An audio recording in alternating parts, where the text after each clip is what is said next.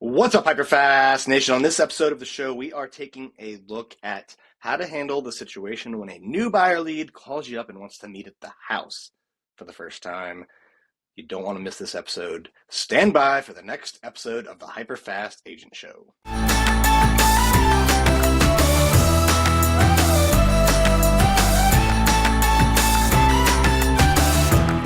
All right, welcome back to the HyperFast Agent Show. Today, we're looking at the scenario that a lot of real estate agents are unfortunately all too familiar with. When you get that buyer lead that calls in, emails in, texts in, however they come in, and they just say like, hey, can we meet at 123 Main Street? I want to see that house.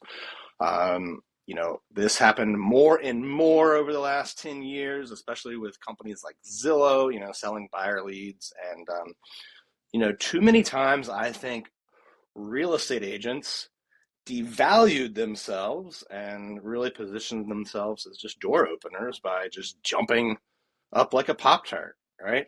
Like, oh yeah, sure, great. I'm glad you want to see that house. And I'm telling you what not to do, by the way, right now, right? So this is what not to do.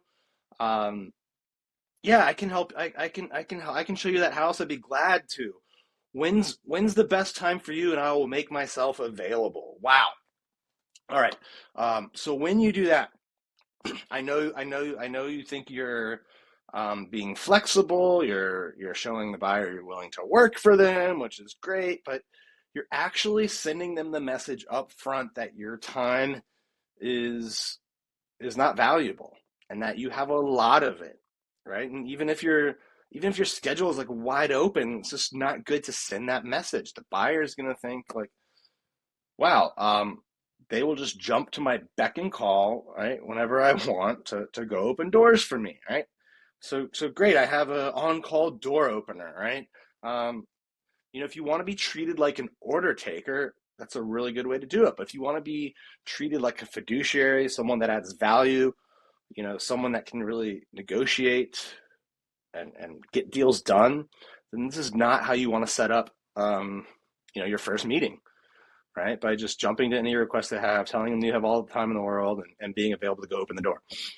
Instead, what you really want to do is try and book an appointment not at the house, but maybe near an office or a workspace or coffee shop or somewhere near. You certainly can make showing them that house part of what you do in that first meeting, but you need to set the expectation that you're a professional, you have a process, and it'll make better use of your time and theirs and create more value if you sit down and meet first. All right. So if they call and they're like, hey, I want to see 123 Main Street, a good follow-up question is, hey, I understand. That's probably a great house. I'm just curious, what has sparked your interest in it? Right? And ask an open-ended question like that. And they're like, well, I like the area. I like that it's 4 bedrooms. I like that it has a backyard. Okay, so if I'm hearing you right, you really like this area. You really want something with 4 bedrooms, and you really want something that has a backyard. What else is important to you, in your next home? Then hear them out, right? Then okay, well, tell me more. Okay, now you've gathered a lot of data about what they want. You know what excites them. You know what's motivating them. Perhaps you can ask a timing question as well. All right, I talked about that in a recent podcast, but you can ask them a question like, look, if this house met all the criteria, it was perfect, and financing wasn't an issue, ideally, when would you be moving in? Okay, right, or when would you be purchasing it? So ask them that timing question as well. Now you have gathered the information. You know what they want, right? You know what their motivation is. You know what their timing is. So now you've put yourself in a position where you have potentially earned the right to get an appointment and meet them ahead of time. Okay, great. I understand you're looking for this type of house in this type of neighborhood. You think ideally this would happen in the next 3 months, and you want to get in there, before the school year starts, right? Or whatever the reason is, whatever the motivation is. Most, like Bob, I'd be happy to go show you that house. However, most of my clients that I've helped have found it useful and beneficial if we meet up front, right? There's other houses that may better suit your criteria, and if you haven't seen any of them, right? If you haven't seen any of them, then you're not gonna really know if this is the best possible one for you, right? So there could be a lot of other houses. I do have some off market opportunities potentially in that area as well. And in our first meeting, here's what's going to happen. I'm going to sit down with you. We're going to do a full needs analysis where we really dive into um, everything that you want in your next house. I'm also going to do a financial analysis. I can have one of my lenders available, right, to go over the pre-approval and see what kind of payment options there are in different price points to make sure you're comfortable with the payment. Right. So after we do the needs analysis, after we do the financial analysis, you're going to know, what types of properties are going to work, what types have sold. We do a backward search. We search back 12 months using your criteria to see how many options you can expect to have, and you're going to be well equipped. We're also going to go over our unique 12-step offer process, because the last thing I want is to show you a house ahead, right? Show you a house, and now for the first time, we're reviewing how the offer process works and all the different things that we do to help our clients negotiate and get better deals. And sometimes we're beating out offers in competitive situations without being the highest.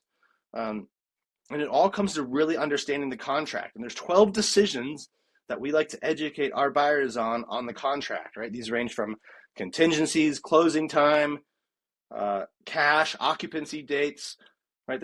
So we go over that process to get you comfortable with the contract. Then after we've done that, you're going to understand the full process, how we're going to find the right home for you in your price range and negotiate. And then we'll review how we can work together, formalize our relationship, and then I'd be happy to show you that house plus a few other ones in the area that you might not have seen, some of which aren't on the market yet. Does that sound interesting to you? There's a Starbucks near this house. On Wednesday, I've got some time available at 1 p.m. or Thursday I could do the morning at 9. What works better for you? Right? That's what you want to do if they're trying to just meet you at the house, right? You want to gather information, ask open-ended questions, find out what their timing and their motivation is, and then tell them why it's going to benefit them to meet with you first. All right? Now, I'm not gonna lie. This isn't guaranteed to work 100% of the time. All right, and they still may. You might go through all of that, and they still might say, "No, I don't need to meet with you. I bought a house 5 years ago.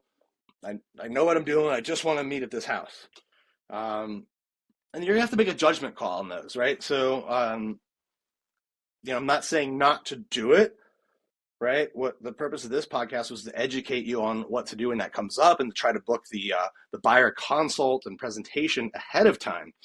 Right? So if they're really insistent on just meeting at the house, right, then another alternative that you could do is book a longer window at the house, okay, and then book some similar showings as well around it, and then just prep them for that. Say, look, normally what people find best is, meeting me ahead of time.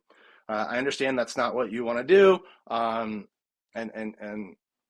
so, out of respect for that wish, I can meet you at the house. It's going to require you to sign a 1-day, buyer representation agreement.